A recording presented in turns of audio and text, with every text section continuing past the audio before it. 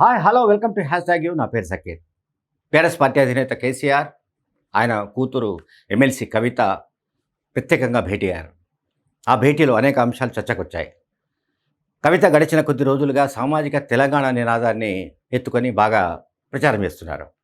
ప్రజల్లోకి బలంగా ఆ స్లోగన్ని తీసుకువెళ్తున్నారు. సామాజిక తెలంగాణ నినాదం ఏదైతే కవిత తీసుకున్నారో ఆ నినాదం ఎత్తుకున్న విషయంలో పార్టీ దాన్ని తిరస్కరించడానికి సాధ్యం కాదు. అందరికీ సామాజిక తెలంగాణ కావాలి. మరి అదే సమయంలో ఆమె చేస్తున్న వ్యాఖ్యలను ఎండార్స్ చేయలేరు. చూడండి, ఇప్పుడు ఎట్లా ఉందంటే కాన్ఫ్లిక్ట్ అనండి, లేదంటే వైరుధ్యాలనండి, కవిత చేస్తున్న వ్యాఖ్యలు పార్టీకి ఉపయోగకరమే, ఓకే. కానీ అదే సమయంలో కవిత వ్యాఖ్యల్ని సమర్థించలేరు, వ్యతిరేకించలేరు. డైలమా, అయోమయం. సో అట్లాగే ఇంకా కూడా కవిత కొన్ని వ్యాఖ్యలు సొంత పార్టీకి సంబంధించిన విషయాలపైన కూడా మాట్లాడిన సంగతి మనందరికీ తెలుసు. రైతు బంధు గురించి కావచ్చు, లేకపోతే తలసరి ఆదాయం గురించి కావచ్చు, మరికొన్ని విషయాల్లో కూడా ఆమె మాట్లాడిన తీరు పార్టీకి నష్టం కలిగిస్తుందనో, లేకుంటే పార్టీకి డ్యామేజ్ అవుతుందనో, లేదా ఇంకా అంటే కవిత వ్యాఖ్యల వల్ల ఇంకేదో జరిగిపోతుందనో ప్రచారం జరుగుతూ వచ్చింది. అండ్ ఇక సొంతగా ఈ మధ్యకాలంలో కొన్ని యూట్యూబ్ ఛానల్స్, కొన్ని సోషల్ మీడియా ప్లాట్ఫామ్స్లో అయితే ఆమెకు వ్యతిరేకంగా పెద్ద ఎత్తున ఒక ప్రాపగండా కూడా జరుగుతోంది. సో ఈ ప్రాపగండా పట్ల ఆమె ఆవేదన కూడా వ్యక్తం చేశారు. ఈ కాంటెక్స్లో మరి కేసీఆర్ ఆమెను పిలిచారా, లేకుంటే స్వయంగా కవిత తండ్రిని కలవాలనుకుని వెళ్ళారా మనకు తెలియదు. కానీ ఎర్రవెల్లి ఫామ్ హౌస్లో వీళ్ళిద్దరూ ప్రత్యేకంగా భేటీ అయ్యారు. రాష్ట్రంలో ఉన్న రాజకీయ పరిణామాలు, పరిస్థితులు, అట్లాగే ఆమె వెళుతున్న పద్ధతి, నియోజకవర్గాల్లో ఆమె వెళ్ళినప్పుడు, ఆ నియోజకవర్గాల్లో పార్టీ క్యాడర్ను కలిసినప్పుడు, ప్రజల్ని కలిసినప్పుడు వస్తున్న ఇన్పుట్స్, ఇవన్నీ కూడా ఆమె తండ్రికి వివరించినట్టుగా తెలుస్తోంది. అయితే ఇక్కడ కేటీఆర్, కవిత వీళ్ళిద్దరి మధ్య తండ్రి నలిగిపోతున్నట్టుగా మనకు అనిపిస్తుంది. మామూలుగా అయితే తండ్రి కొడుకుల మధ్య కవిత నలిగిపోతున్నట్టుగా కొన్ని రోజులు ప్రచారం జరిగింది.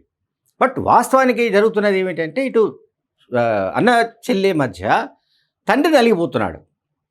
తండ్రి అంటే కేసీఆర్ పార్టీ అధినేత పూర్తిగా కేటీఆర్ వైపు మొగ్గు చూపే పరిస్థితులు కనిపించట్లేదు. నువ్వు ఆయన నాయకత్వాన్ని సమర్థించాల్సిందే, అందరూ కేటీఆర్ మాట వినండి అని కేసీఆర్ చెప్పలేని పరిస్థితి. అంటే మిగతా వాళ్ళకి చెప్పొచ్చు, పార్టీలో మిగతా క్యాడర్కి చెప్పొచ్చు, మిగతా వాళ్ళకి ఎవరికైనా చెప్పొచ్చు. బట్ కవితకు చెప్పడానికి వీలు కాకపోవచ్చు. ఎందుకంటే కవిత కేటీఆర్ కంటే, హరీష్ కంటే చాలా అడ్వాన్స్డ్గా ఉన్నట్టుగా మనకు కనిపిస్తుంది. కులగణన వ్యవహారం తీసుకోండి, సామాజిక తెలంగాణ తీసుకోండి, లేదా మరొక అంశం తీసుకోండి, ఏ విషయంలో తీసుకున్నా కూడా కంచగచ్చిబౌలి విషయమే తీసుకుందాం. ఆ భూములకు సంబంధించిన వివాదం జరుగుతున్న సమయంలో ఆమె మైహూం రామేశ్వరరావుకు సంబంధించిన, మైహూం గ్రూప్కి సంబంధించిన విహంగా అనే ఏదైతే మైహూం విహంగా అనే ఒక పెద్ద అపార్ట్మెంట్ ఉందో దాన్ని కూల్చడానికి బుల్డోజర్ను పంపించగలవా అని ముఖ్యమంత్రి రేవంత్ రెడ్డికి ఆమె సవాల్ చేశారు. సో దాంతో ఏం జరిగింది, ఆ మైహూంకి సంబంధించి అట్లాగే ఆ గ్రూపు, అట్లాగే మేఘ సంస్థ కంబైన్డ్గా కొన్ని ఛానల్స్లో పెట్టుబడులు పెట్టడమో, లేకుంటే కొన్ని ఛానల్స్ వాళ్ళ ఆధ్వర్యంలో నడవడమో జరుగుతున్నది. కనుక ఆ ఛానల్స్లో కవితను ఆల్మోస్ట్ బ్లాక్ చేసేసారు, లేదా ఒక 30 సెకండ్స్ 1 మినిట్ చూపడానికి ఏదో ప్రయత్నిస్తున్నట్టుగా మనకు కనబడుతోంది. అట్లాగే సొంత మీడియా అంటే బీఆర్ఎస్ పార్టీకి సంబంధించిన సొంత మీడియాలో కూడా కవితకు కవరేజ్ చాలా తక్కువగా రావడమో, లేదా ఆమె మాట్లాడిన దాంట్లో కొంత ఏదో సంథింగ్ అంటే దాన్ని చాలా డైల్యూట్ చేసి రాయడము చేస్తున్నారు. అట్లాగే ఇప్పుడు వీళ్ళిద్దరి మధ్య జరిగిన చర్చల్లో కూడా మనకు అందుతున్న సమాచారం ఏంటంటే, పార్టీని ఎట్లా స్ట్రెంథెన్ చేయాలి. సో పార్టీని స్ట్రెంథెన్ చేయాలి అంటే ఎక్కడి నుంచి మొదలు పెట్టాలి. ఇప్పుడు ఇక రాష్ట్ర స్థాయి కమిటీలు, జిల్లా కమిటీలు ఇవన్నీ కూడా వేయాల్సి ఉంది. పార్టీని సంస్థాగతంగా బలోపేతం చేసే విషయంలో కవిత అభిప్రాయాలను తెలుసుకున్నట్టుగా తెలుస్తోంది. కవిత ఎందుకంటే ఇప్పటికే దాదాపు 47 కాన్స్టిట్యుయెన్సీస్లో ఆమె పర్యటించారు. సో ఈ 47 నియోజకవర్గాల్లో ప్రజల మనోగతం ఏంటి, మనోభావాలు ఏంటి, ఏమనుకుంటున్నారు వాళ్ళు, ఈ ముఖ్యమంత్రి రేవంత్ రెడ్డి పైన, కాంగ్రెస్ ప్రభుత్వం పైన వాళ్ళకున్న అభిప్రాయం ఏంటి, అట్లాగే రేవంత్ రెడ్డి గ్రాఫ్ ఎట్లా ఉంది, ప్రభుత్వం కాంగ్రెస్ ప్రభుత్వం పైన ప్రజల్లో వ్యతిరేకత ఏ స్థాయిలో ఉంది, అసలు ఉందా లేదా. ఒకటి, రేవంత్ రెడ్డి ప్రభుత్వం పైన వ్యతిరేకత పెరగాలి. రెండోది, బీఆర్ఎస్ పార్టీ పట్ల సానుభూతి పెరగాలి.